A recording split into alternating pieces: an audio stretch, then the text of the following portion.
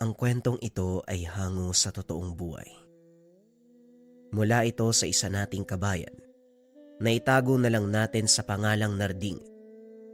Taong 1980, probinsya ng Cebu.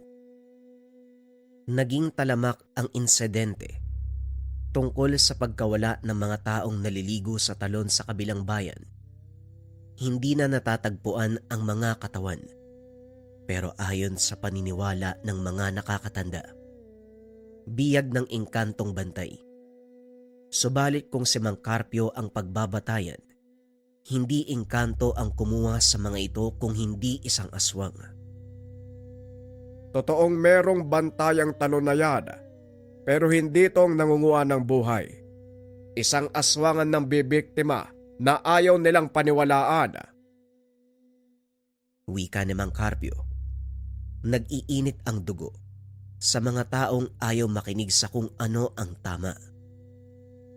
Mang Carpio, talaga po bang aswang? Paano nyo nalaman? Hindi ba kayo palagi nakakapunta sa talon na yon? Palagi ka nga lang nasa taanan nyo. Wika ni Mang Narding. Manahimik ka nga dyan. Wala kang alam, kaya mas mainam na itikom ang bibig. Wala ka namang pinagkaiba sa mga taong yon. Puro lang salita. Masyadong pinagpipilitan yung mga maling paniniwala. Nagsasalita lang, galit ka kaagad manong eh. Nagtataka lang po kasi ako. Nasasabi niyo yung ganyang bagay, pero hindi ka naman lumalabas ng tahanan. Nakapunta na po ba kayo sa kabilang bayan? Hindi naman, di ba? Oy Narding, mainit ang ulo ko ha. Pakiusap lang, wag mo kong... Ay naku, wag mo ko sagadin kung gusto mo pang mabuhay. Umuwi ka na nga. Mamaya tabasin ko yung dila mo eh. Kagad tumayo si Narding sa takot nang makitang bumunot ng patalim ang matanda. Ito naman si Mang Carpio, nagbibiro lang eh. Ang aga pa pero ang init kagad ng ulo niya. Wika ni Narding. Hindi na nagtagal. Kilala bilang mainitin ang ulo ang matanda. Kapag naisipan nitong manakit, gagawin niya lalo na kung naiinis. Makalipas ang ilang sandali, naging abala si Narding sa pagtabas ng damo. Nasa likuran lamang ng tahanan ni Mang Carpio. Buhos ang atensyon sa ginagawa. Biglang naagaw ang atensyon nang makita ang matanda na nagmamadaling umalis. Sa bilis ng lakad, madali itong nawala sa paningin, pero sa dinaanan nito may ideya kung saan posibleng nagpunta. Hindi na sana papansinin ni Narding, pero sa tulak ng kuryosidad napilitang sundan. Ito pa lang din ang unang beses na nakita niya si Mang Carpio na lumabas ng tahanan. Pagdating sa dulo ng tinatahak na daan, bumungad ang malakas na agos ng tubig. Walang katao-tao sa talon, tanging ingay lamang ng tubig ang maririnig. Hinanap ni Narding si Mang Carpio, subalit hindi ito mahanap sa paligid. Sinubukan niyang tignan sa tambayan sa lilim ng puno pero wala ito roon. Kung wala siya rito, saan kaya pupunta yun? Bihirang lumabas ng bahay si Mang Carpio ah. Sa pagkakaalam ko, wala na rin kamag-anak yun. Hindi ko rin nadaanan sa kakauyan. Nasaan kaya yun? Wika ni Narding sa sarili. Bumalik siya sa dinaanan. Buo na sana ang desisyon na umalis. Kaso nahagip ng tingin ang isang pamilyar na anino ng tao. Kagad niyang sinundan dahil na rin nagtaka sa hinahabol nito pero nawala kagad. Pambihira. Pinaglihi yata yun sa kidlat ah. Ang bilis. Nandito lang sa harapan ko tapos biglang nawala. Tumayo na lang si Narding. Tumingin-tingin hanggang sa narinig ang boses mula sa kabilang direksyon. Pinunta niya at nakita si Mang Carpio kasama ang isa pang matandang lalaki. Omar, ilang beses na ako nagbigay ng babala pero hindi nyo pinapansin. Huwag mong hintayin na masagad ang galit ko. Dahil kapag nagkataon, magiging kwento ka na lang. Maigpit ang pagkakahawak sa itak ni Mang Carpio. Nakatitig lamang sa kara. Ganyan ka palagi, Carpio. Wala nang nagbago sa salita mo kaya nasanay na kami. Ano? Puro kadada. Dahil ang totoo hindi mo ko kayang kalabanin. Isa kang manunugis. Pero walang laban pagdating sa kagaya ko. Wika ng lalaking kausap nito.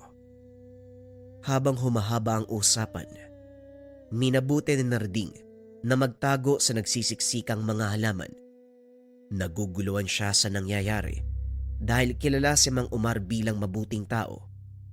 Minsan na itong nagpresenta sa pagtulong sa aktibidad ng bayan. Hindi ko nagawang kalabanin ka dahil nag-aalala ko sa kapatid ko. Binilog mo yung ulo para mahalin ka. Ngayong sumakabilang buhay na siya, wala nang dahilan para magpigil. Tapos na ang oras ng pananahimik. Ito na ang tinakdang panahon para tapusin ang kahayupan mo. Nandito na naman tayo sa mga banta mo. Wala ka na bang ibang masabi, Carpio? Sinong matatakot sa'yo? Tignan mo nga yung itsura mo. Matanda. May suot na kung ano sa ulo. Mukha kang lumang tao. Meron ka pang dalang sibat na hindi mo naman ginagamit. May mga dahon pang nakasugbit sa tenga mo. Anong tawag mo sa sarili mo? Katutubong mandirigma. Pwe, nakakaya ka. Mahabang katahimikan ang naganap matapos magsalita ni Omar. Masama ang tinginan. Nagaantay lamang kung sino ang unang susugod. Si Narding sa kabilang banda ay napakamot sa ulo. Hindi pa rin makuha ang dahilan ng tensyon sa pagitan ng matatanda sa kabila ng narinig. Ano, Carpio? Nandito ka lang ba para makipagtitigan? Ilabas mo ang tapang mo. Tignan natin kung kaya mong panindigan ang tinatawag na mandirigmang katutubo. Sige lang. Magsalita ka lang, aswang. Teka, aswang. Asa si Mang Omar? Totoo ba? Patingin nga. Parang hindi naman. Ito talaga si Mang Carpio kung ano yung sinasabi. Ang ayos ng tindig tapos sasabihan mong aswang yan. Mang Omar, ano ba sinasabi nito? Parehong nagulat ang dalawa sa biglaang paglabas ni Narding. Lumapit pa ito kay Omar upang tignan ang pisikal na anyo. Anak ng lintik, ano bang ginagawa mo dito? Ay nako, hindi ka ba tinuruan ng magulang mo na huwag makisali sa usapan ng ibang tao? Hayaan mo lang siya, Carpio. Baka napadaan lang yung tao. Sa lakas ng boses mo, malamang merong makakarinig niyan. Wika ni Mang Omar. Kinuha niya ang pagkakataon ng paglabas si Narding para matakasan si Mang Carpio. Narding, umalis ka rito. Pumunta ka kung saan mo gusto basta malayo sa lugar na ito. Dalian mo, umalis ka na. Ay, sandali lang. Oh, nasa si Mang Omar, nandito lang yun ah. Bakit biglang nawala? Nakita mo ba, Mang Carpio? Wika ni Mang Narding. Sa isang iglap ay nawala si Mang Omar. Ikaw punong-puno na ako sa iyo ah. Kung hindi ka lang talaga nangialamay na Narding, bibilangan kita. Dapat wala ka na dito. 1, 2, Hindi na tinapos ni Mang Carpio ang pagbibilang. Kumaripas ng takbo si Narding. Nakaumang sa kanya ang sibat ni Mang Carpio. Bumibuelo ng pagbato sa kanya. Maswerte ka lang, Omar. Merong istorbo eh. Eto namang Narding na to. Hindi ako lubayan ng taong to. Ay, naku talaga. Wika ni Mang Carpio sa sarili. Ginalugad ang buong kagubatan subalit wala nang nakita. Wala nang ibang pagpipilian si Mang Carpio, kundi puntahan ito sa mismong tahanan. Ayaw niyang puntahan ang lugar na ito. Kaso nga lang wala nang pagpipilian. Pagdating sa lugar, nakita niya si Mang Omar. Nakangiti pa ng nakakaloko sa kanya. Masyado ka naman yatang mabilis kumilos, Carpio. Pinalis mo ako kanina, pero nandito ka ngayon sa tahanan. Pupunta ako doon sa kabilang bayan. Maghahanap ng pwedeng kuhaan ng pangkonsumo. Sasama ka ba? Halika, para mapakilala kita bilang bayaw. Wala pa kasing nakakalam na kapatid mo ang yumao kong asawa. Sakto pala, kukuha ka ng pangkonsumo. Kailangan ng kape para sa lamay mo mamayang gabi. Kagad kumilos si Mang Carpio. Kaso nga lang hindi natamaan si Omar. Nailagan ang lahat ng kanyang atake. Salip na si Omar ang natumba, siya pa ang tumilapon. Tama na, Carpio. Alam ko ang rason kung bakit ka nagkakaganyan. Kapatid ng manunugis, nagkaroon ng kasintahan na aswang. Hanggang ngayon hindi mo matanggap kahit wala ng kapatid mo. Tumigil ka na, Carpio. Masyadong mababaw ang iniisip mo kung yan lang ang dahilan. Matagal ko nang tinanggap ang nangyari sa nakaraan. Pero ang hindi ko kayang tanggapin, yung pagkawala ng mga tao doon sa talon. Walang ibang pwedeng gumawa nun kung hindi ikaw. Hayop na to. Ilang inosente na ang nadamay at pinatay mo. Nagbago ang reaksyon ni Mang Omar nang marinig ito. Sinarado ang kamao. Biglang sumugod. Sinasalag lamang ni Mang Carpio ang atake. Paulit-ulit ginagamit ang kanyang sibat. Ano, natamaan ka? Hindi mo man sabihin sa salita.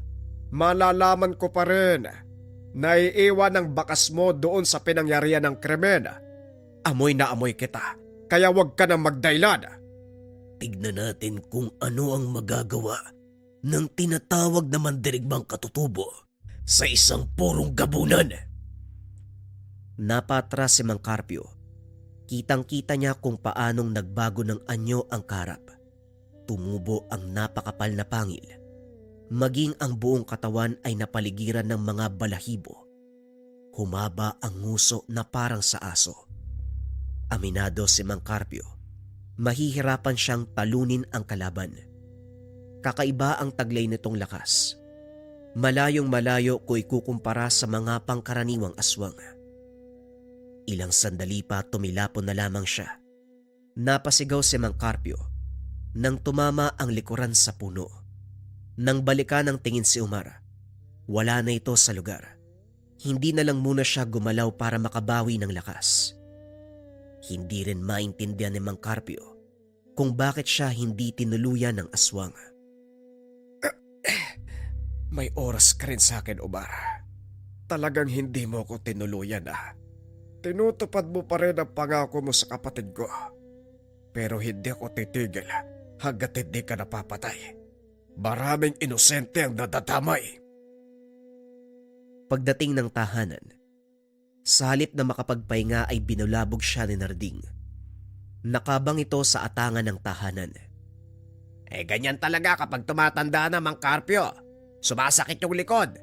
Alam mo sila lolo at lola sumisigaw pa sa sakit Pero ikaw napapangiwi lang. Malakas ka pa rin nagbibiro lang. Ito kung makatutok ng sibat Pwede ba? Umalis ka muna sa harapan ko. Ayoko makita yung mukha mo. Naalibadbaran ako Sa susunod na umarang ka pa dyan, babatuin kita ng sibat. Naiintindihan mo ba? Matapos magsalita ni Mang Carpio, kagad tumakbo si Narding. Tumatawa pa ito habang nakatingin kay Mang Carpio. Hindi maiwasan ni Narding ang kuryosidad, lalong-lalo na nang marinig niya si Mang Carpio na tinawag na aswang si Mang Omar. Sa kabilang banda, kasalukuyang nagpapahinga si Mang Carpio. Malakas ang tama ng likuran. Inaasahan niya na ang ganito dahil sa pambihirang lakas ni Omar. Nakalaban niya na ito noon nung hindi pa nakilala ng kapatid ang nilalang. Madugo ang naging labanan ng dalawa noon. Pareho sila ng kalagayan, kamuntikang mamatay. Matapos ng kaganapan, nakabawi ng lakas si Mang Carpio. Lumabas siya ng tahanan upang mag-igib ng tubig. Hanggang sa mabalitaan na meron na namang insidente sa balon. May nawawalang bata. Makalipas lang ng ilang buwan, may nawala na naman. Totoo ngang merong elementong nagbabantay sa talon Kung masyadong maingay yung naliligo, kinukuha. Swerte na lang siguro kung ibabalik pa yung katawan. Pero malabong mangyari. Hindi nga natagpuan ng dating nawawala Magpatawag kaya tayo ng albularyo para mag-ritual. Baka sakaling madaan sa pakiusap yung elemento, ibalik yung bata. Kawawa naman, yung nanay nandun sa talon, no? Halos may matay na kakaiyak, hinahanap yung anak niya. Ay naku, kung patuloy siya mag-iingay doon, mamaya siya naman yung isunod eh. Kinikilabutan ako. Kaya nga sa kabila ng kagandahan ng talon na yun, hindi ko naisip na maligo doon, nakakatakot eh. Marami nang naipatawag na albularya, pero sabi nila, hindi raw bantay ng talon ang gumawa. Ibang nila lang daw eh. Hindi maiwasang magpigil ng galit ni Mang Carpio habang nakikinig. Wala siyang ibang naisip kung hindi si Omar. Imbis na mag-igib, nagtungo siya sa tahanan nito para muling kumprontahin ang aswang. Samantala, si Narding ay nagbabantay lamang sa kilos ni Mang Carpio. Nagmamadaling sumunod sa kanya. Naging maingat para hindi mahuli. Pagdating ng matanda sa tahanan ni Omar, sinalubong ang kanyang ilong ng sariwang samyo. Hindi na siya tumawag, basta na lamang pumasok. Nakita ang bakas ng dugo sa sahig. Nilalangaw pa ang mga tapayan na tinakpan lamang ng mga dahon. Sinubukan niyang silipin ang laman. Biglang lumitaw sa likuran si Omar. Binalibag siya sa kabilang bahagi ng bahay. Ang dingding na gawa lamang sa kawayan ay nawasak. Kagad namang bumangon si Mang Carpio. Tatawagin na ba kitang bayaw dahil pumasok ka sa tahanan ko? Naalala ko, halos masok ka sa tuwing pumupunta dito. Pero ngayon ikaw pa mismo yung kusang pumasok.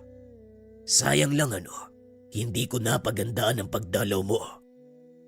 Ayos ka rin ah. Masyado kang mabait sa bisita mo.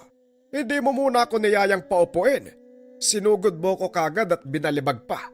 Talagang bastos ka, no? Hindi bale. Hindi na ako magtatagal dahil talagang nakakasuka sa paligid mo.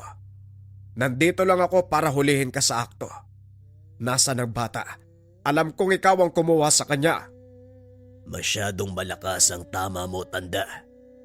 Sa tuwing may nawawala sa talon, ako kaagad ang naiisip mo. May engkantong nagbabantay sa tubig. Bakit hindi mo siya tanungin? Puro kaparatang.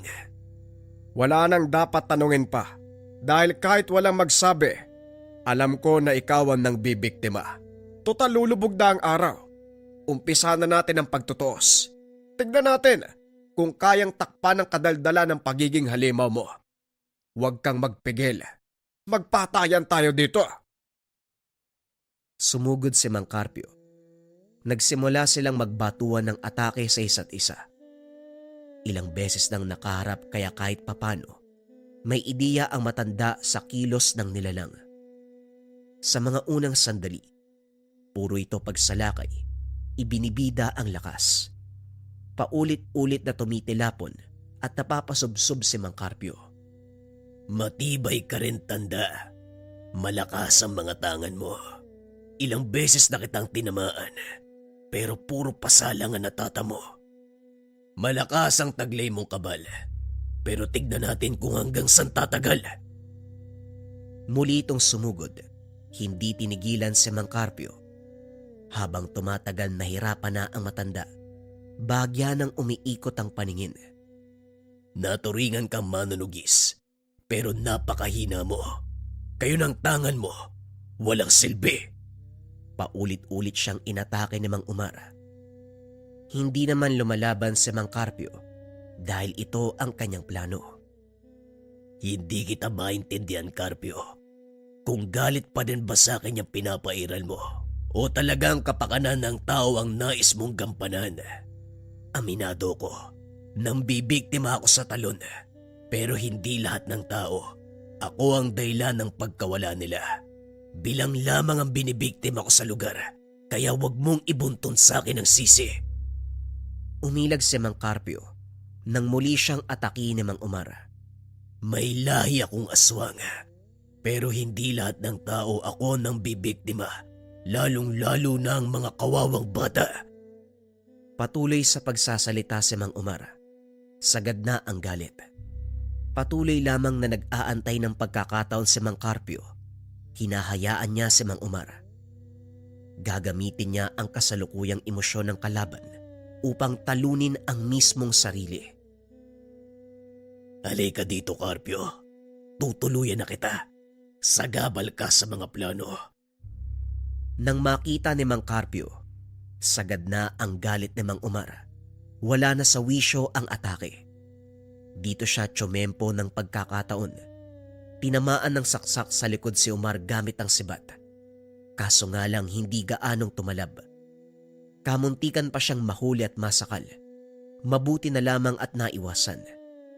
Hindi niya tinigilan ang pagsalakay.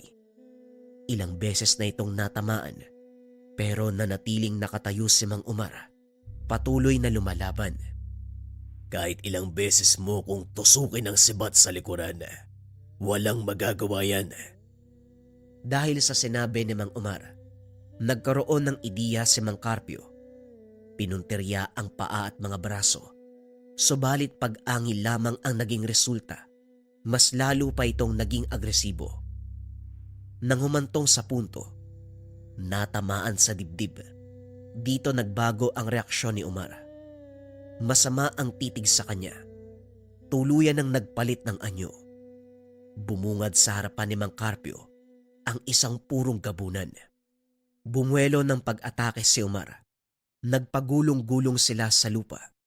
Pumaibabaw na si Mang Umar kay Mang Carpio. Tutuluyan niya na ang matanda.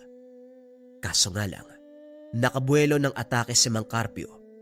Buong puwersang isinaksak ang sibat sa kanyang dibdib. Natigil ang engkwentro. Bumalik sa anyong tao si Umar. Kagad nagtungo sa tabi para indahin ang sugat. Hawak-hawak nito ang dibdib.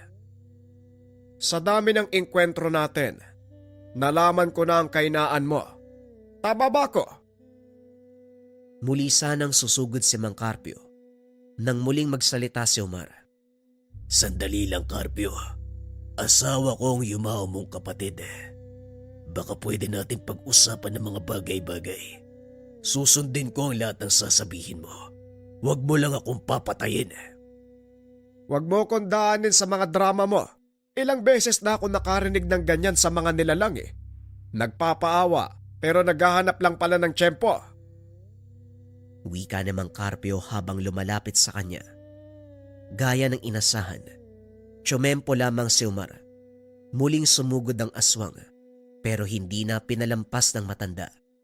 Sunod-sunod ang pagtusok ng sebatang ginawa nito mula sa puso hanggang sa leeg. Hindi nagtagal bumaon ang patalim sa leeg ng nilalang dahilan para mapalood ito. Ipinagmamayabang mo sa akin na galing ka sa mataas na uri ng aswang. Pero nung nangyari sa'yo ngayon, nakita ko na ang kahinaan mo, Umar. At wag mo kong dramahan na hindi ikaw ang nang bibiktima sa talon. Alam ko ang karakas mo, Umar. Wala kang maloloko dito. Walang tigil sa pagbulwak ang dugo ni Umar. Gusto pa sanang magsalita. Pero sa tuwing susubukan, mas lalong lumalala ang kalagayan hanggang sa dilat mata na bumagsak sa lupa. Nilapitan ito ni Mang Carpio para suriin. Wala ng pulso, subalit mainit pa ang katawan. Upang masigurado ang kamatayan ng aswang, muli niyang binaon ang sibat sa dibdib nito. Hanggang sa napansin ni Mang Carpio ang paggalaw ng mga halaman. Nakiramdam siya, pero natukoy na hindi ito aswang. Nang pagmasdang mabuti nakilala kung sino, walang iba kung hindi si Narding. Hindi niya muna pinansin, inatupag ang katawan ni Umar. Pagkatapos malinis ang bangkay, binalikan ni Mang Carpio ang tahanan. Nakita niya si Narding na naroon pa rin sa mga halaman. Binaliwala na lamang at pumasok ng bahay upang makita ang nasa loob. Bumungad ang preskong dugo na nakalagay sa tapayan. Ilang oras pa lamang pagkatapos ng pagkapatay. Nang buklatin ang sapi ng sahig, may mga hukay sa lupa na ginawang lagayan ng mga lamang loob. Dahil dito, sinunog niya ang buong lugar. Hindi siya nag-iwan ng kahit anong bakas na magtuturo sa kanyang ginawa. Nagmamadali siyang umalis kasama si Narding na hindi pinakawalan hanggang sa mapaliwanagan. Ikaw ang nag-iisang saksi sa mga nangyari ngayong gabi. Gaano ka katagal na nanonood? Mula simula po. Pero hindi ko ipagsasabi sa iba, Mang Carpio. Pangako, huwag niyo lang po ako sasaktan. Wika ni Narding. Napalipat-lipat ang tingin sa mukha ni Mang Carpio at sa hawak nitong sebat. Kung nagkakaintindihan tayo, pwede ka nang umalis. Tandaan mo lang, sa oras na malaman ng ibang nangyari, mayayari ka talaga sa akin. Kagad tumango si Narding. Nagmamadaling nagpaalam. Sa nangyari, tila nabunutan ng tinik ang kalooban ni Mang Carpio dahil nakahanap ng mabigat na rason para patayin si Umar.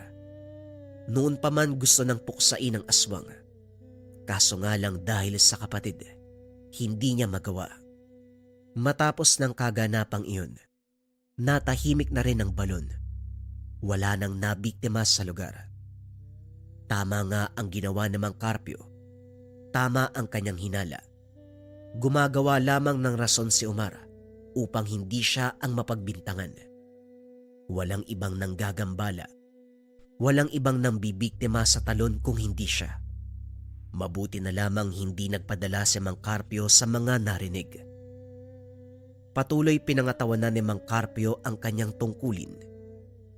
Lahat ng mga nangangailangan, buong puso niyang tinutulungan hanggat sa makakaya. Kaya siya patuloy na binansagan, nakatutubong mandirigma. Maraming salamat sa pakikinig ng kwento. Ang susunod nating storya mga kabayan ay mahabang kwento. Ito ay marathon para sa mga kabayan natin na gustong makinig ng mahaba. Simulan na natin ang kwento. Ang kwentong ito ay hango sa totoong buhay. Mula ito sa isa nating kabayan na itago na lang natin sa pangalang Mael. Taong 1985, probinsya ng Davao.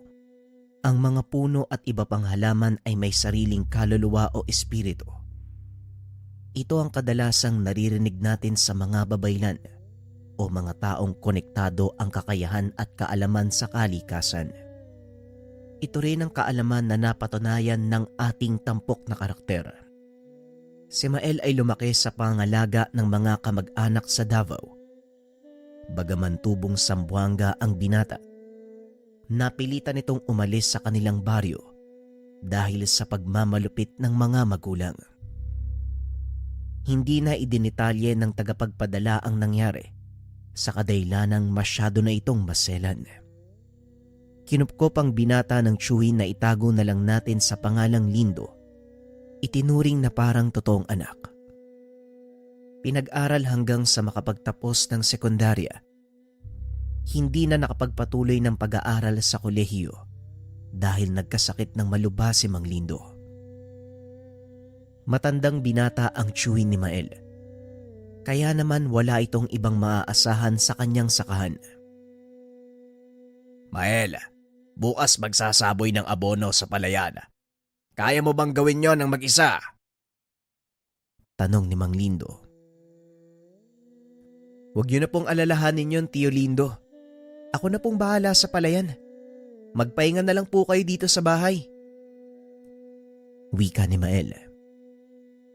Nababahala lang ako dahil napakalapad ng palayan. Baka naman mapano ka. Ayokong inaabuso mo yung katawan mo ha. Patpating ka na nga. Nagkakasakit ka pa. Tugon ni Mang Lindo. Kaunting paliwanag sa pisikal na anyo ni Mael. Matangkad ang binata na medyo patpatin.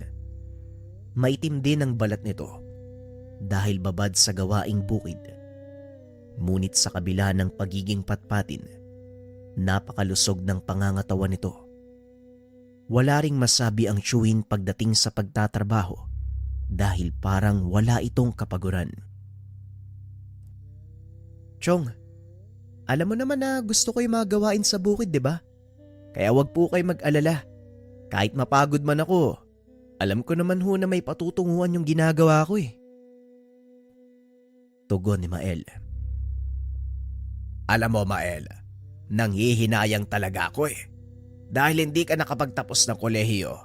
Siguradong malayong mararating mo kung sakaling nabigyan ka ng pagkakataon. Wika ni Mang Lindo. Nako Chong, mas mabuti na ho yung ganito no. Lalo pat may sakit kayo at isa pa, kaya ko namang magtrabaho kahit hindi nakapagtapos.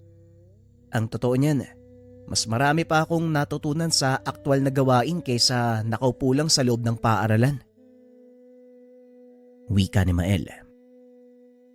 Basta Mael, ang may hahabilin ko lang sa'yo, manatili kang mabuting tao.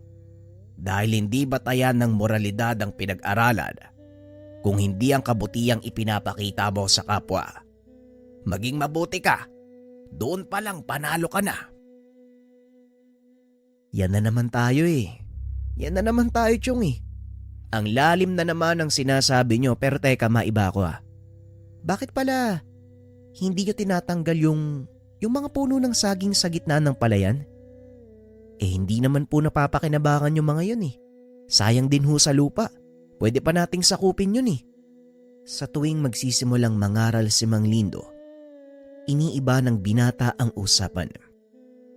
Naisip nito ang sagingang matatagpuan sa mismong gitna ng kanilang palayan. Alam mo, sa totoo lang, hindi ko rin alam kung bakit hindi tinanggal ng tatay ko ang puno ng mga saging.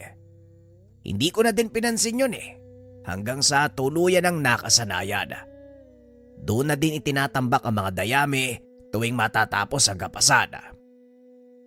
Ano po kaya kung putulin ko yung mga puno ng saging doon? Sa susunod na mag-araro tayo, gagawin ko ng bahagi ng taniman ng lugar na yon. Ayos lang po ba? Nako, sa palagay ko kasi malaking trabaho din yon Mael. Pabayaan mo na lang total. Hindi naman nakakasagabal sa pagtubo ng palay. At isa pa, kinukuha ni Mang Sano mga hinog na bunga ng pakol para gawing suka. Malaking pakinabang din yon para sa matanda. Tugon ni Mang Lindo. Sa mga hindi nakakalam, ang pakol ay isang uri ng natibong saging. Nakakain ito ngunit napakaraming buto, kaya wala gaanong pumapansin ito. Tanging mga ibon at pagong lang ang nakikinabang. Kung minsan ay ginagawa din itong suka dahil sa taglay nitong asim kapag nahihinog. Matapos mapag-usapan ang tungkol sa sagingan, hinayaan na lang ito ni Mael. Kinabukasan, maagang dinala ng binata ang mga sako ng abono sa palayan at para hindi ito mahirapan, isinakay niya sa karosang hila-hila ng kalabaw. 5 sako ang kabuuang nagagamit na pataba sa palayan ni Mang Lindo. Kaya naman buong araw itong tinatrabaho ng binata. Nagbabaon na lang ito ng pananghalian at dahil malayo din ang kanilang tahanan sa palayan, mas minabuting doon siya kumain kaysa magsayang pa ng oras sa pag-uwi. Bandang tanghali natapos na ni Mael ang halos kalahati ng kanilang palayan. Nagpa siya itong kumain ng pananghalian. Nagtungo ang binata sa sagingan at doon ay nakita niya si Mang Sano. Magandang tanghali po, Mang Sano. Nangunguha po ba kayo ng hinog na pakol? Tanong ni Mael. Hindi yon ang sadya ko dito. Magbibigay lang ako ng kaunting pasasalamat sa aking mga kaibigang naninirahan sa lugar na ito. Tugon ni Mang Sano. Medyo nawirduhan si Mael sa matanda dahil hindi niya pa ito lubos na kakilala. Lingid sa kaalaman ng binata, ito ay isang batikang manggagamot. Kaibigan? Sino pong mga kaibigan? Wala naman po akong nakikita, Manong. Tanong ni Mael. Talagang hindi mo sila makikita dahil medyo mahiyain ang mga kaibigan ko. Taging ako lang ang pinapakitaan nila. At sa tuwing may ibang taong nagpupunta sa lugar na ito, mabilis silang nagtatago. Tugon ni Mang Sano. Hindi pa rin lubos maunawaan ng binata ang sinasabi nito. Kaya naman hinayaan na lamang niya ang matandang gawin ang pakay sa lugar. Akmang susubo na sana ng pagkain si Mael nang bigla nitong marinig na tumawa ng malakas ang matanda. Nilingon ito ng binata.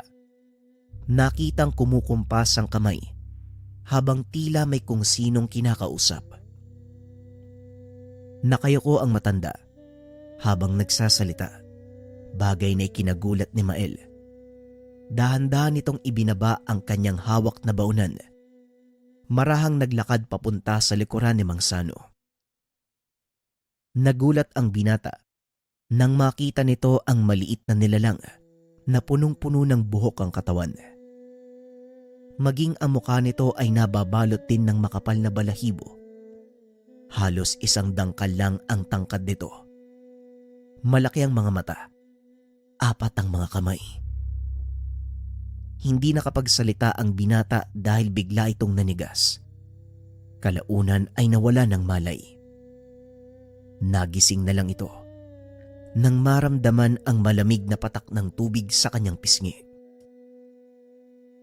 Mabuti naman at nagising ka na. Ano, kumusta ang pakiramdam mo, iho? Tanong ni Mang Sano. Napatingin si Mael. Muling nakita ang nilalang na nakapatong sa balikat ng matanda. Biglang bumalikwas ang binata at akmang sisigaw na sana. Ngunit walang boses na lumalabas sa kanyang bibig. Kumalma ka, Mael. Hindi ka sasaktan ng nilalang na ito. Makakapagsalita ka lang kung may papangako mong hindi ka sisigaw. Muling wika ni Mang Sano. Tumango naman si Mael bilang tugon. Ikinumpas ng nilalang ang kamay. Biglang nagbalik ang boses ng binata. Anong uri ng nilalang yan, Manong? Bakit sila nandito? Sila ang tinatawag na duwendeng saging. Dito sila nakatira sa sagingan. Kung dito sila nakatira, bakit hindi ko sila nararamdaman? Halos araw-araw ako nandito Ang mga duwendeng saging, tahimik at mapayapang uri ng mga nilalang. Hindi sila mahilig makisalamuha at kadalasang umiiwas sa mga tao. Hindi rin sila mapanakit kagaya ng ibang uri, ngunit makapangyarihan ng mga munting nilalang na ito. Kaya nilang magbigay ng karamdaman sa mga tao, lalo na't kapag nasaktan sila o sinira ang kanilang tahanan. Ito ang naging dahilan ng pagkakasakit ng Tio Lindo mo. Ayaw niya kasing maniwala sa akin noon Dati ko pa sinasabi sa kanya na mag-iingat dahil may mga nilalang na nakatira dito. Ayak kasi hindi nakikinig. Pero maiba ako, Mang Sano Paano niyo po ba sila naging kaibigan? At saka, nakakausap niyo po ba yan? Ang duwendeng ito, napinsala nang minsang makawala ang kalabaw mula sa kabilang sakahan. Nagkataong nangunguha sila ng hamog mula sa mga palay nang dumaan ang rumaragas ang kalabaw. Aksidente siyang nahagip Kaya naman tumalsik ang munting nilalang at tumama sa isang puno. Nabalian siya ng buto sa binte at nagawan ko naman ng paraan. At magmula ng araw na yon, naging magkaibigan na kami. Ano daw? Seryoso ka, Manong? Gumagamot ka ng duwende? Manong naman alam ko gumagawa lang kayo ng suka Pero ang pagiging manggagamot nyo, parang duda ako dun Ay nako, nakakatawa ka, Mael. Ang lapit lang ng tirahan natin, hindi mo ko kilala. Matagal na akong manggagamot. Yan nga lang, karamihan sa mga taong nakatira sa baryong ito, hindi naniniwala sa aking kakayahan. Siguro, mangilan-ngilan lang ang nakakalam ng sekreto ko. Kaya siguro, hindi mo rin nalaman Pagpapaliwanag ni Mang Sano, ayon pa dito, ang duwendeng saging ang tumutulong sa kanya sa panggagamot. Ganun po ba? Mabuti na lang, hindi ko naisipang itumba yung kasagingan dito. Bala ko pa naman sanang gawing bahagi ito ng palayan. Buti hindi natuloy, kung hindi, yari ako sa kaibigan mo. Mael, yan ang wag na wag mong gagawin.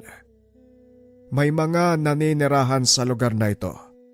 Maniwala ka man o hindi, sila ang dahilan kung bakit hindi bumabagsak ang ani ng tiyuhin mo. Kaso nga lang, hindi niya alam yon, syempre. Ayaw kasing maniwala eh. Tugon ni Mang Sano. Matagal pang nag-usap ang dalawa. Dito nasaksihan ni Mael ang sinasabing kapangyarihan ng mga duwendeng saging. Bagaman hindi niya ito nakakausap, manghang-mangha ang binata nang magpakita ito ng kakaibang kakayahan. Ang sabi ng aking kaibigan, tumingin ka daw sa bahaging yon ng palayan. Pagmasdan mong mabuti ang kanyang gagawin. Ilang sandali ang lumipas. Umihip ng malakas ang duwende. Sumunod naman sa hangin ang mga dahon ng palay. Maya-maya pa, naglabasan ang malulusog na uhay mula dito. Anong nangyayari? Paanong nagkabunga ang bagong tanim na palay?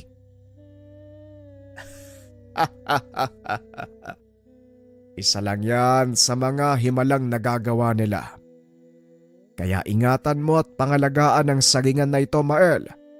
Balang araw, malaki ang maitutulong ng lugar na ito sa'yo. At malay mo, maging kaibigan mo rin ang mga nakatira dito. Mukhang malabo ho yata yan, Manong ah. Pero saan po ba nakatira itong kaibigan nyo? Eto, ayan, tignan mo yan. Nakikita mo ba ang puno ng saging na yon? Kung mapapansin mo, siya ang pinakamalaki sa lahat. Hindi nalalanta ang dahon. Hindi rin nagbubunga. Yan ang tahanan ng aking munting kaibigan. Masyadong naaliwang binata sa pakikipag-usap. Kaya hindi na nito namalayan ang oras. Ginabi siya sa pag-uwi. Aba, ano bang nangyayari sa'yo?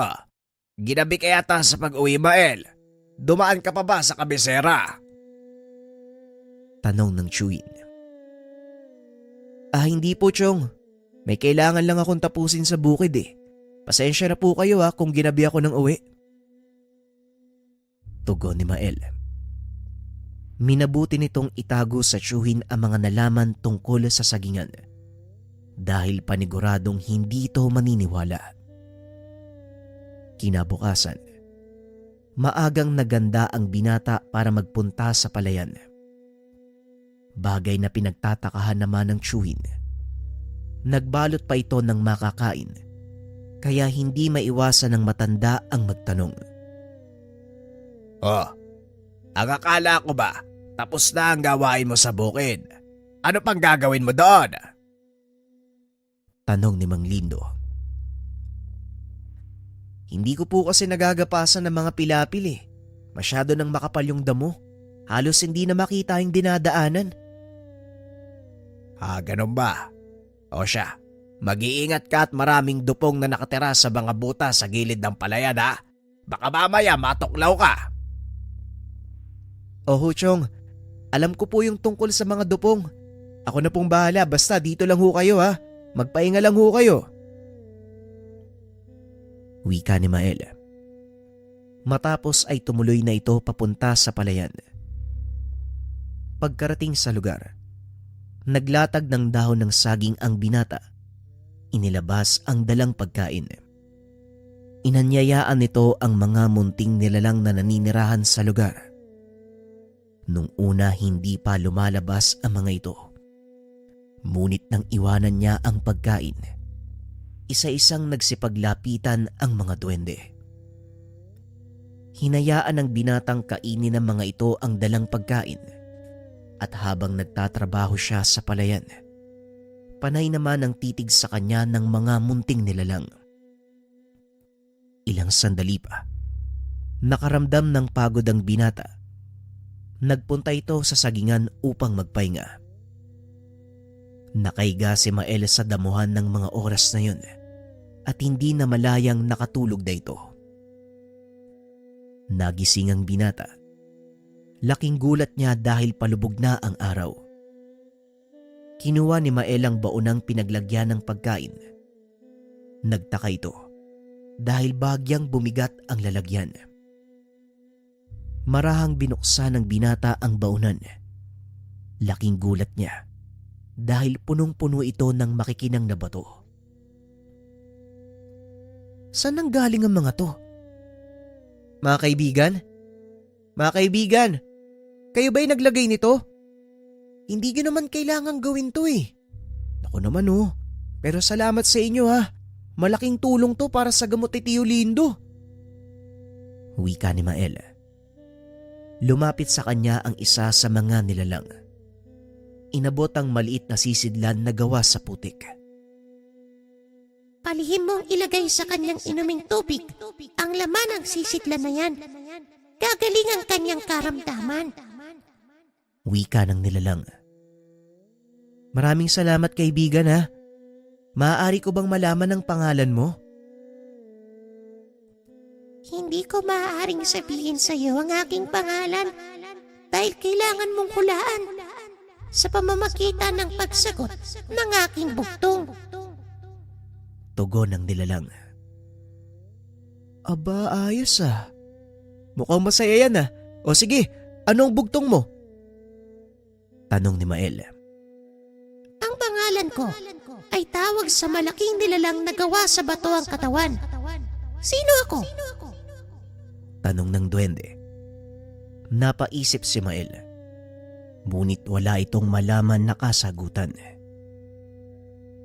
Kung hindi mo kayang sagutin ang bugtong ko, hindi mo malalaman ang aking pangalan. Ngunit sa oras na masagot mo, ibibigay ko sa iyo ang aking katapatan. Ang nagbigay ng pangalan ko ay isa ring mortal. Wika ng duwende. Matapos ay mabilis itong pumasok sa kanyang tahanang puno ng saging. Nagpa siya si Mael na umuwi dahil hindi nito maisip kung ano ang sagot sa buktong na ibinigay ng duwende. Pag-uwi ng tahanan, naupo ang binata sa atangan habang paulit-ulit na binabanggit ang bugtong. Ang pangalan ko ay tawag sa malaking nilalang na gawa sa bato ang katawan. Ay, ano kaya? Tapos, mortal din yung nagbigay sa kanya ng pangalan. Hindi naman gawa sa bato ang katawan ng kapre at wala rin namang nabubuhay na iganting gawa sa bato.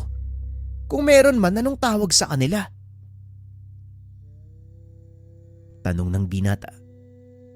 Lingid sa kalaman nito, nasa likod niya si Mang Lindo. Golem! Golem ang tawag sa mga nilalang na gawa sa bato ang katawan. Kung tawag nagbigay, malamang golem yon. Pero, sino ba ang nagbigay sa'yo ng bugtong na yan? Si matandang Sano? Wika ni Mang Lindo. Minabuti ni Mael na ilihim ang katotohanan. Si Mang Sano ho.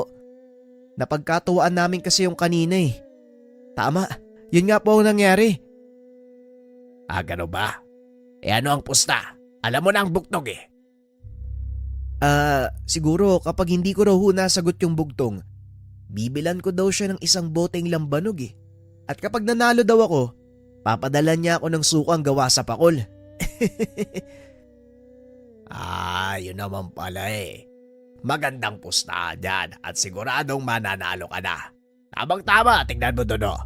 Wala nang laman yung lalagyan natin ng suka.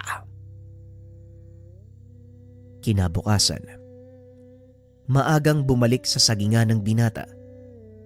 Inantay nitong magpakita ang nilalang, gaya ng kanilang napag-usapan. kaibigan? Nalaman mo na ba ang sagot sa ibinigay kong bugtong? Tanong ng nilalang. Oo kaibigan, alam ko na.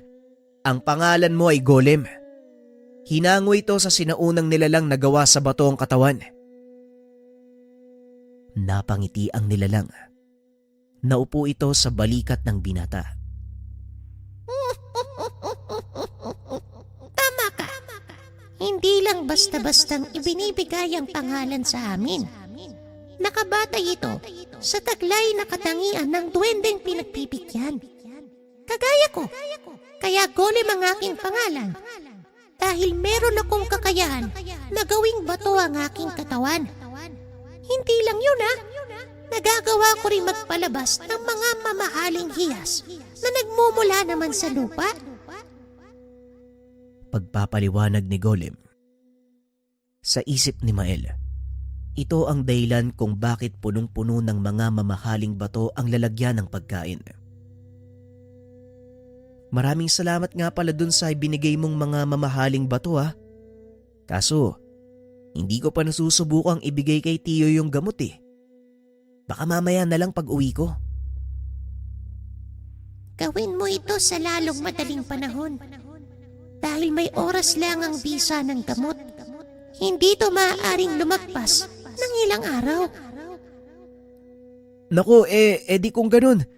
Kailangan ko na palang ibigay sa kanya yun ngayon. Oo, ibigay mo na sa kanya ang gamot. At para masigurado kung magagawa mo, sasama ako sa'yo. Tugon ni Golem. Dali-dali nang umalis ng sagingan ang dalawa. Pinuntahan sa bahay ang matanda. Nagpapakain ito ng mga alagang manok sa bakuran nang makita ni Mael.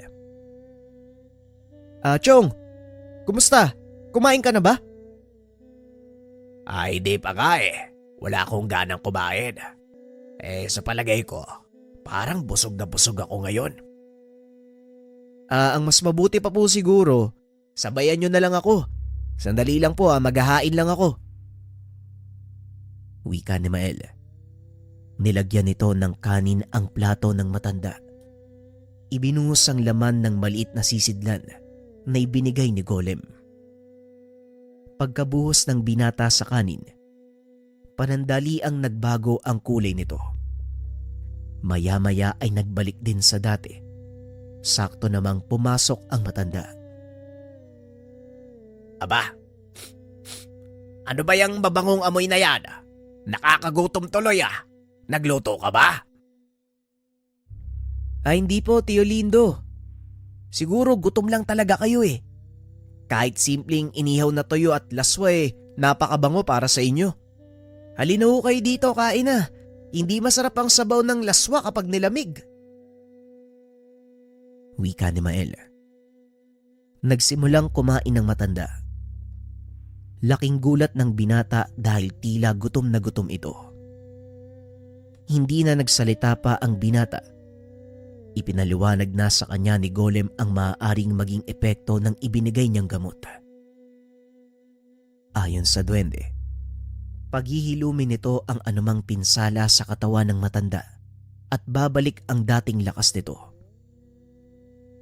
Ilang sandali pa ay natapos nang kumain ang dalawa. Halos hindi makatayo si Mang Lindo sa sobrang pagkabusog. Kakaiba din ang sigla nito na tila walang iniindang sakit. Kumusta naman ho yung pakiramdam niyo, Chong? Tanong ni Mael. Mabuti naman. Parang mas lumakas yata ang pangangatawan ko Siguro dahil sa mainit na sabaw ng laswa. Nga pala, akala ko ba'y may gagawin ka sa sagingan? Ano, nanalo ka ba sa pustahan nyo ni Tandang Sado? Tanong ni Mang Lindo. Naku, Chong, yun nga Sayang at hindi ko nahulaan ang sagot sa bugtong. Kaya kailangan kong bumili ng isang bote ng lambanog para sa kanya. Abay loko, matanda yun Tama naman ang sagot ko Pero hayaan mo na, minsan talaga mapagbiro si Tandang Sado. Kung ano-ano yung sinasabi niyan Pinipilit pa nga akong paniwalain tungkol sa mga nilalang. Hindi ko nalang pinapansin. Tugon ni Mang Lindo. Bagyang natahimik si Mael sa sinabi nito. Pagsapit ng hapon, nagpunta sa kabisera upang bumili ng lambanog si Mael. Si Mang Salo ba ang pupuntahan mo? Mabuting tao yung matandang yun. Marami siyang natulungan. Kaya magaan din ang loob namin sa kanya. Wika ni Golem habang naglalakad ang mga ito papunta sa kabisera. Hindi ko kasi alam yung totoong pagkatao ni Mang Sano. Pero ang sabi ng mga taga-baryo, magaling daw siyang manggamot eh. Wika ni Mael. Dahil na rin sa tulong ng mga kasamahan ko, kaya siya nakilala. Wika ni Golem. Matapos bumili ng lambanog, nagpatuloy na sila papunta sa bahay ni Mang Sano. Nakita ng mga ito ang matandang nanggagamot. Oh, anong nangyarit na padalaw ka dito? Tanong ni Mang Sano.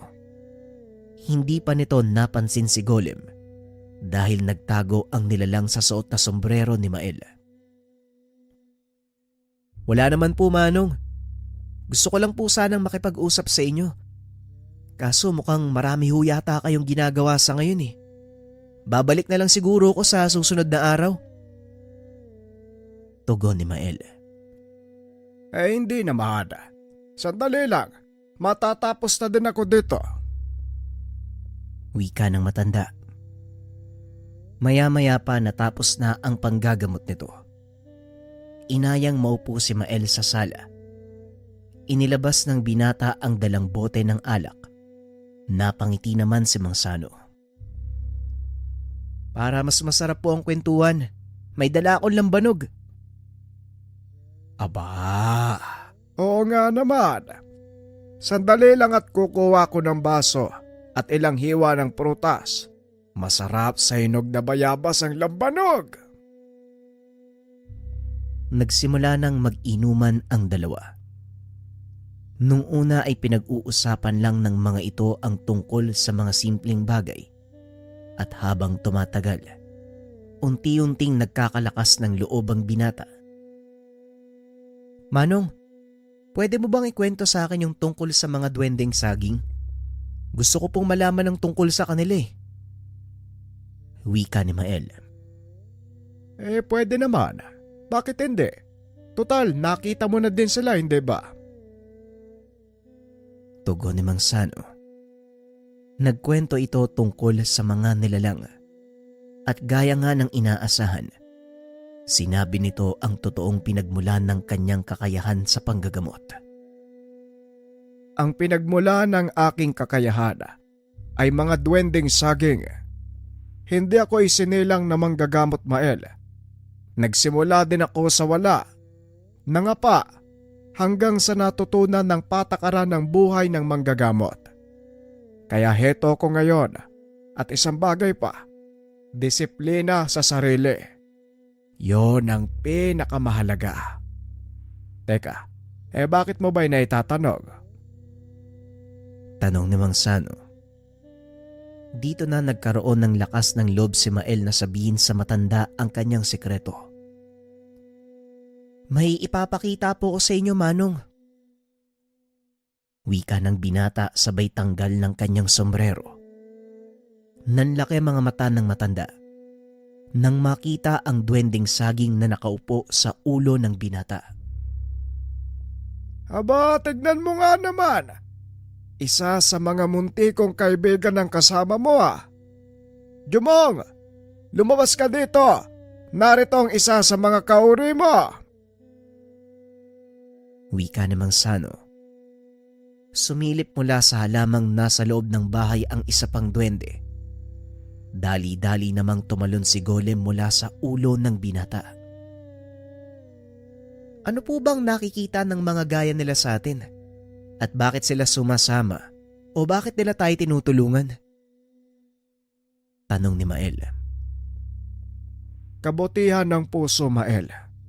Yon ang nakikita ng mga duwende. Mapano mang uri sila. Itim, puti, pula, o kahit yung mga nuno sa punso. Pag nakita nilang mabuting tao ka, walang pagdadalawang isip silang tutulong sa'yo. Wika ni Mang Sano. Sa totoo lang, hindi ko rin po alam kung anong maaari kong gawin eh. Lalo pa ngayon, parang mababago yata ang buhay ko ng tuluyan, Manong eh. Sigurado yan, iho. Kaya dapat paghandaan mo ang malaking pagbabago na yon. May tadhanang nag-aantay sa'yo, iho. Ikaw lang ang maaaring magpasya kung yayakapin mo ito o tatalikuran. Tugon ni Mang Sano. Bagyang napaisip si Mael habang pinagmamasdan ang dalawang nilalang na naglalaro. Kung titignan, hindi mapagkakamalang duwende ang mga ito dahil sa kapal ng kanilang balahibo sa katawan. Malalaking mata, mahabang buntot, maihahambing sa maliit na unggoy ang mga ito. Matapos ang gabing yun, umuwi sina Golem at Mael. Idinaan nito ang munting nilalang sa sagingan sa pag-aakalang nais nitong bumalik sa dating tahanan. Anong ginagawa natin dito? Tanong ni Golem. Di, inihahatid ka. Baka gusto mo kasing bumalik sa dati mong tahanan eh. Simula nang malaman mo ang aking pangalan, nanumpa na ako ng katapatan sa iyo. Sa makatuwid, kung nasaan ka, naroon din ako. At isa pa, kaya ko namang bumalik sa lugar na ito kung kakailanganin. Kaya halika na, umuwi na tayo. Papanganib sa gawing ito. Wika ni Golem. Hindi naman pinansin ng binata ang sinabi ng duwende tungkol sa panganib. Nagpatuloy ito sa paglalakad hanggang sa makarating sa bahagi ng daan kung saan maraming kawayan. Dahil medyo nakainom, wala sa isip ng binata ang dilim ng gabi. Pasipul-sipul pa itong naglalakad nang bigla siyang pahintuin ni Golem. Bakit? Anong problema, kaibigan? Mukhang may iba tayong kasama, Mael. Baka naman napadaan lang din. Hayaan mo na sila. Hindi tao ang tinutukoy ko, Mael. Isang nilalang na siguro ngayon mo lang makikita. Wika ni Golem. Maya-maya nagsalubong ang magkabilang dulo ng kawayan. Dito nakita ng binata ang sinasabi ng kasamang nilalang. Isang lalaking nakahubot-hubad ang humarang sa kanilang daanan. Tila nawala ang kalasingan ni Mael ng mga sandaling iyon. Akmang tatakbo na sana ito pabalik nang bigla siyang pigilan ni Golem. Wala ka nang tatakbuhan. Ang nilalang na yan, tinatawag na bagat. At kapag nagpakita siya sa'yo, isa lang ang ibig sabihin nun. Marami siyang kasamahan sa paligid. Pagpapaliwanag ni Golem. Nakaramdam ng takot si Mael dahil ito ang unang pagkakataon na magkakaroon ng inkwentro sa mga aswang. Anong gagawin natin ngayon, Golem? Siguradong mamamatay ako dito.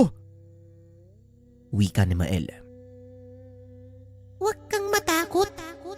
Nakalimutan mo yata na isa akong duwende. Wika ni Golem. Hinawakan nito ang balikat ng binata. Bigla silang naglaho sa paningin ng mga nilalang. Nataranta ang mga ito na tila hinahanap ang binata.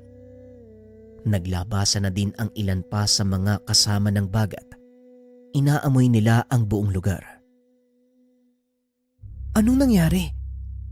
Hindi ba nila tayo nakikita, Golem? Tanong ni Mael. Hindi, Mael. Ang tawag sa kakayahan kong ito, Sa pulag, kaya kitang itago sa paningin ng ibang tao. Kahit pa sa mga nilalang, nakagaya ng mga aswang na yan. Sa ngayon, hindi tayo makikipaglaban dahil hindi ka pa handa. Wika ni Golem. Sinabihan nito si Mael na maglakad ng marahan palayo sa lugar. Nakaagad namang sinunod ng binata. Nakahinga ito ng maluwag nang makalampas sila sa kawayanan. Mabuti na lang nakaalis tayo sa lugar na yun. Ang akala ko mamamatay na ako eh. Maraming salamat sa'yo, Golem, ha? Wika ni Mael. Nasa tapat na sila ng tahanan, kaya naman medyo pabulong na nag-usap ang dalawa. Hindi lang yan ang kakarapin mo, Mael. Lalo na ngayon, magkaugnay na tayong dalawa. At mas lalong hindi lang ito ang kakayahang may papakita ko sa'yo. Marami ka pang matutuklasan sa akin sa pagtagal ng panahon. Tugon ni Golem.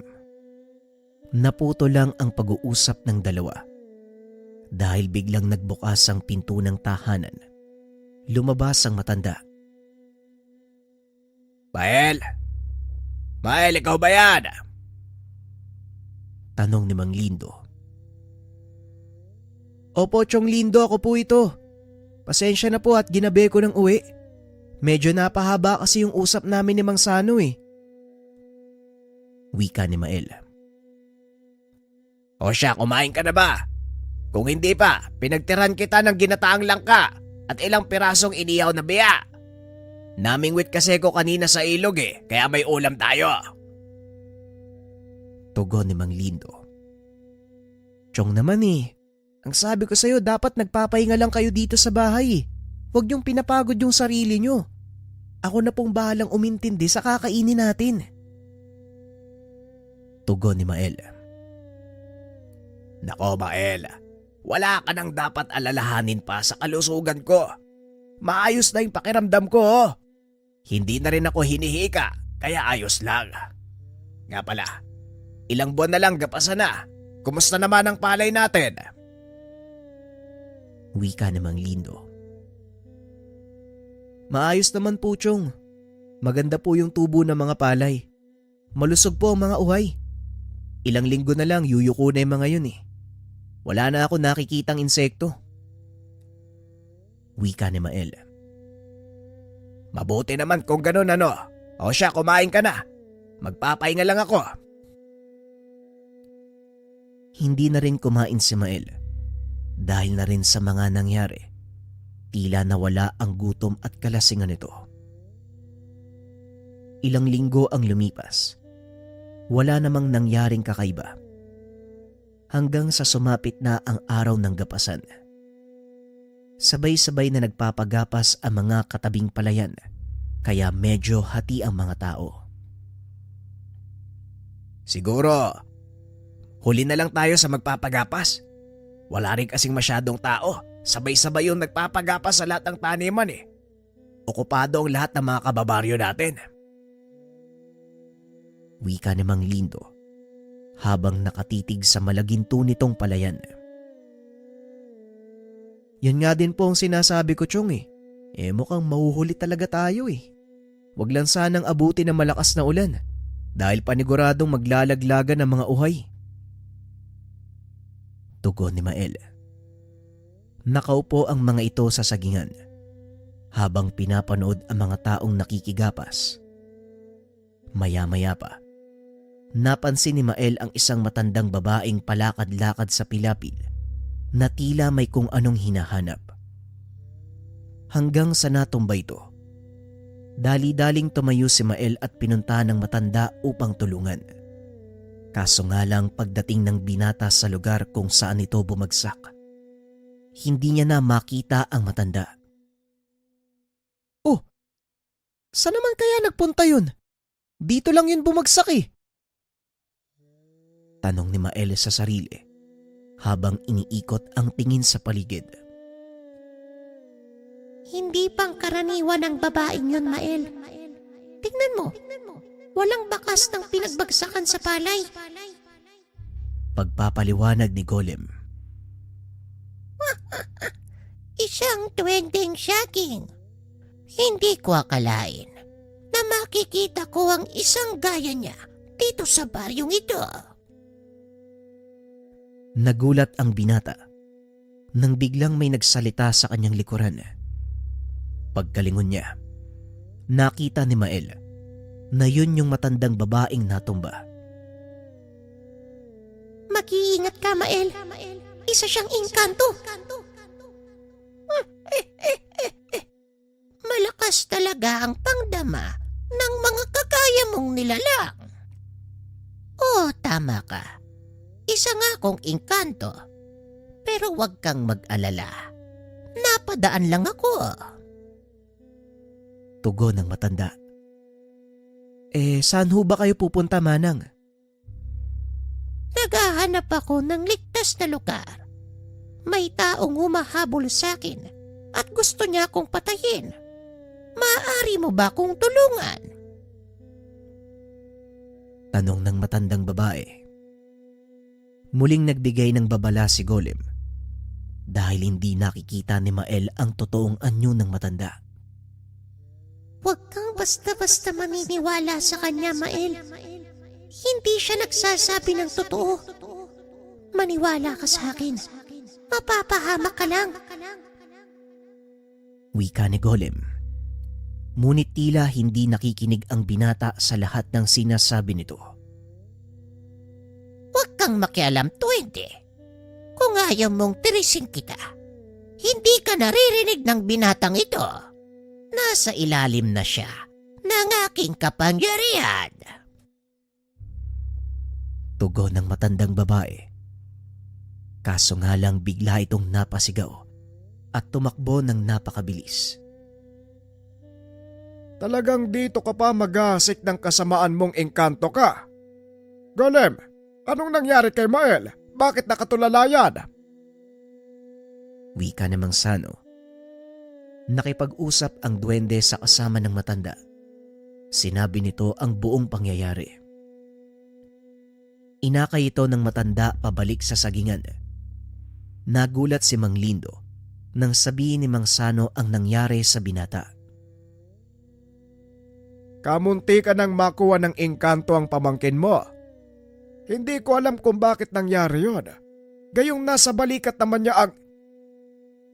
Hindi na ituloy ng matanda ang sasabihin dahil alam niya.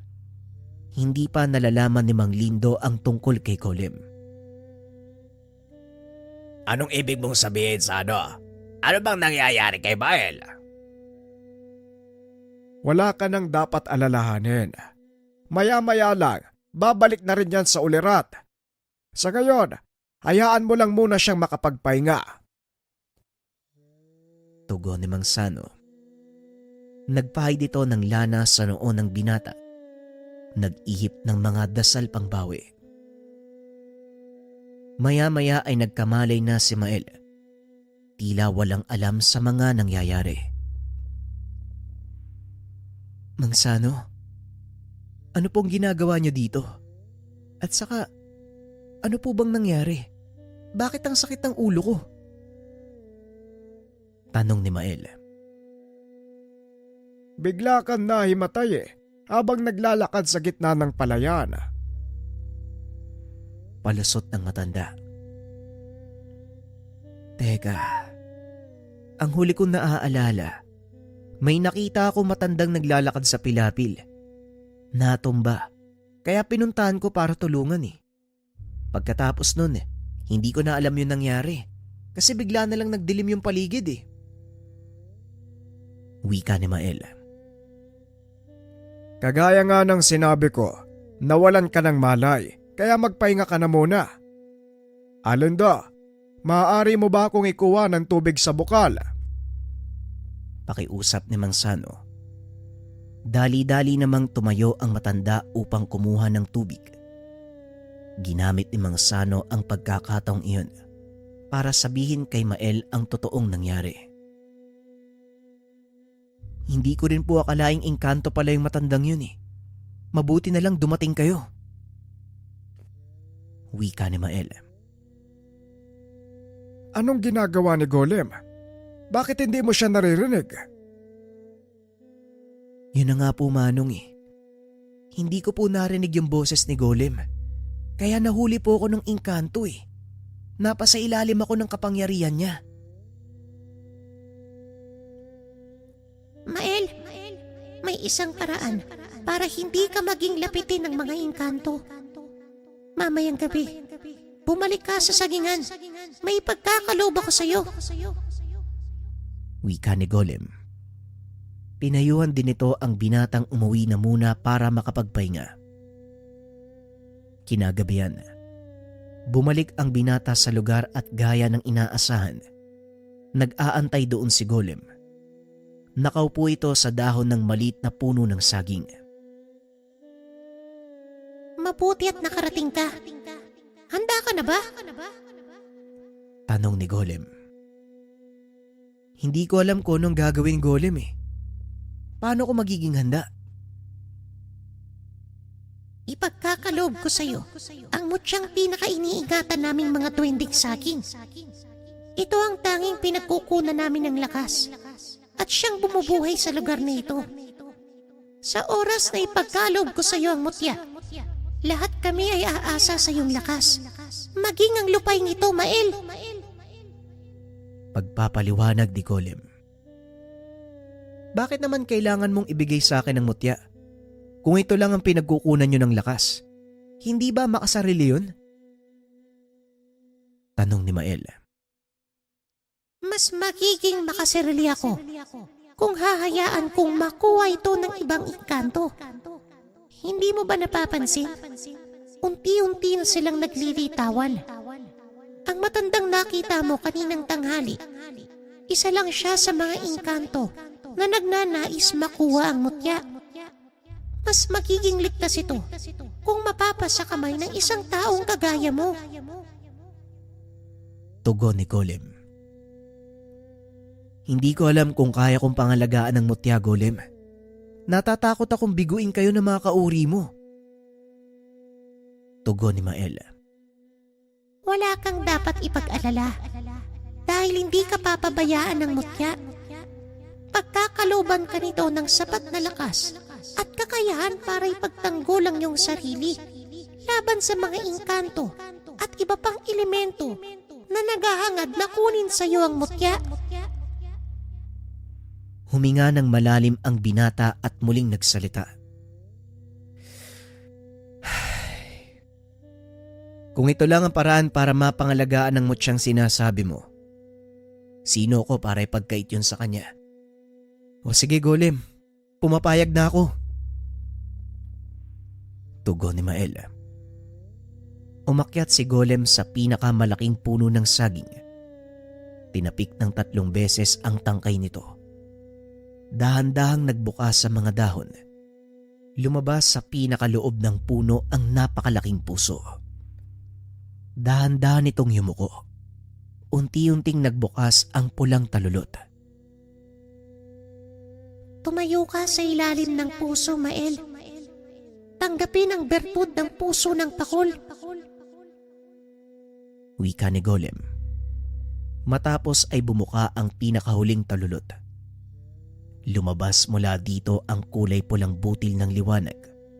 Unti-unti itong bumaba papunta kay Mael hanggang sa tumapat ito sa kanyang dibdib. Ibinuka ng binata ang kanyang bibig para magsalita. Ngunit hindi niya ito nagawang ituloy dahil biglang pumasok ang mutya sa kanyang bunganga. Halos maubo ang binata dahil sa gulat. Maya-maya ay napalod ito dahil nanibago ang kanyang katawan sa enerhiyang dumadaloy mula sa kaloob-looban. Pawis na pawis si Mael ng mga sandaling iyon na parang tumakbo ng napakalayo. Ngunit ilang sandali lang, gumaan ang pakiramdam ng binata. Anong nangyari? Bakit biglang gumaan yung pakiramdam ko? Tanong ni Mael. Yan ay sa kadahilanan. Tinanggap ng katawan mo ang mutya. Ngayon mag-iingat ka dahil anumang oras, darating na ang mga nilalang na susubok na kunin yan sa'yo. Tugon ni Golem. Maya-maya ay biglang naglabasan ang mga engkanto sa lupa. Napatras si Mael. Bahagyang natakot ngunit bumaba si Golem mula sa puno ng saging. Pumatong sa balikat ng binata. Huwag kang matakot. Gamitin mo ang kakayang ipinagkalob sa'yo ng mutya. Dumampot ng kaperasong kawayan ang binata upang gawing sandata. Isa-isang nagsipagsugod ang mga nilalang. Nagawa itong pigilan ni Mael. Bawat tamaan ng kanyang pamalo, kusang bumabalik sa lupa. Hanggang sa iisa na lang ang natitira. Isang tikbalang na may hawak na mahabang espada. Manood ka kung anong kayang gawin ng isang kagaya mo, Mael. Amin na ang kamay mo. Wika ni Golem. Nag-ihip ang munting nilalang sa palad ng binata. Lumitaw mula dito ang espadang gawa sa kristal. Ayos ah. Hindi ko alam na kaya mo palang gumawa ng espadang yari sa diamante. Tanong ni Mael. Elemento ng lupa ang aking kapangyarihan. Kaya nagagawa ko ang anumang uri ng sandata mula sa pinakamatitibay na bakal at bato. Muling wika ni Golem. Hinarap ni Mael ang tikbalang. Walang pagdadalawang isip itong sinugod. Nakipagbuno ang binata sa isang napakalakas na elemento hanggang sa magawa nitong mapatalsik ang sandata ng kalaban. Lumuhod ang tikbalang sa harapan ni Mael bilang tanda ng pagsuko. Gamit ang maliit na punyal, pinutol din ng tikbalang ang kanyang gintong buhok at inabot sa binata. Tanggapin mo ang gintong buhok na ito bilang tanda ng aking panunumpa ng katapatan. Wika ng nilalang. Hindi, tikbalang. Wala kang dapat pagkalooban ng katapatan mo. Hindi ka alipin at kailanman hindi ka magiging alipin. Maraming salamat. Ngunit bakit mo ito ginagawa? Nagapi mo ako sa laban. Bakit hindi mo tanggapin ang aking panunumpa? Manumpa ka lang na maging tapat. Sapat na yun. Hindi ko kailangan ng anumang pangahawakan. Dahil gaya ng sinabi ko, malaya kang gawin anuman ang naisin mo. Nagsipagluhod ang lahat ng mga elementong nasa paligid. Simula ng araw na yun, tuluyang nagbago ang pananaw ni Mael sa mundo. Niyakap nito ang kaakibat na responsibilidad ng pagtatangan ng mutya ng pakol. Naging manggagamot ang binata at sa ilalim ng pagtuturo ni Mang Sano, nagawa nitong makapagpagaling ng mga tao maging ng mga engkanto. Sinabi na din ng binata ang totoo sa kanyang tiyuhin. Tinanggap naman ito ng matanda. Kung ito ang iyong kapalaran, buong puso ko itong tatanggapin. Masaya ako't nagkaroon ako ng pagkakataong maging bahagi ng buhay mo, Mael. Wika ni Mang Lindo. Ako po ang dapat magpasalamat sa iyo, Chong Lindo. Dahil kung hindi niyo ako tinanggap, wala ako sa kasalukuyan kong kinalalagyan. Tugon ni Mael. Sa paglipas ng mga taon, namuhay ng simple ang binata. Patuloy pa rin ginagampanan ang kanyang tungkulin sa palayan, maging ang panggagamot. Lumaganap sa buong lugar ang tungkol sa angking kakayahan ng binata. Umabot din sa punto, marami ang nagtangkang sumira sa kanya. Ngunit hindi ito pinabayaan ng mga gabay. Ipinagpatuloy ni Mael ang panggagamot. Sa kabila ng matinding pagsubok na kinakarap, kaakibat ito ng kanyang kapangyarihan at malugod itong tinanggap ng binata. Hindi na nagkaroon ng pamilya si Mael, ngunit may isa siyang mag-aaral.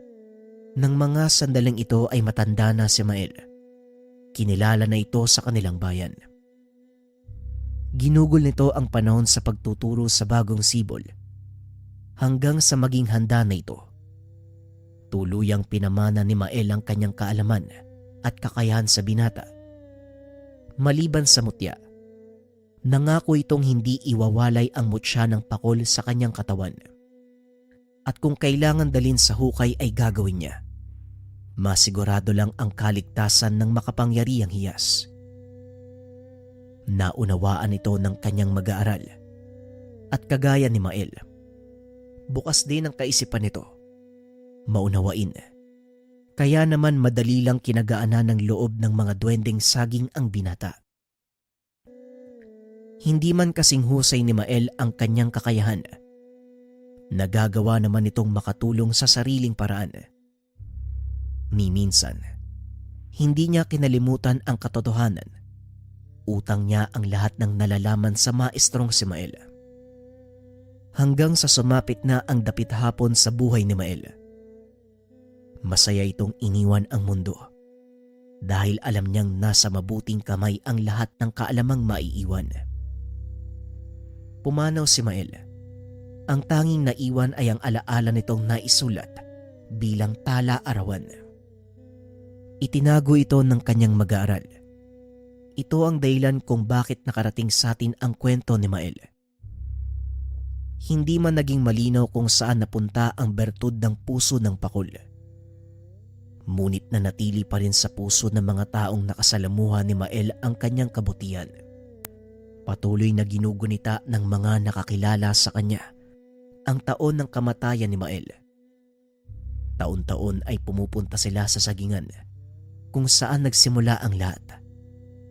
Doon ay nag-aalay ng panalangin, kaunting piging para sa mga kaibigang elemento ng binata.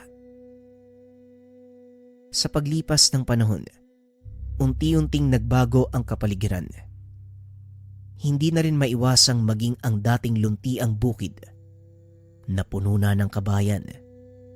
Ngunit dahil sa malakas na paniniwala ng mga tao sa iwaga ng mga duwende, nanatili pa rin hanggang sa ngayon ang saging sa gitna ng dating palayan. Walang sino man ang nangangahas na sakupin ito. Ang ilan sa mga opisyal ng baryo ay nilagyan pa ito ng bakod at mga babalang nagbabawal sa pagpasok at pagputol sa mga puno ng saging. Nangangahulugan na sa kabila ng pag-usad patungo sa modernong mundo, hindi pa rin nakakaligtaan ng mga mamamayan ang buhay ni Mael na minsang tumulong sa kanya at ang mga nilalang na naninirahan sa puno ng saging.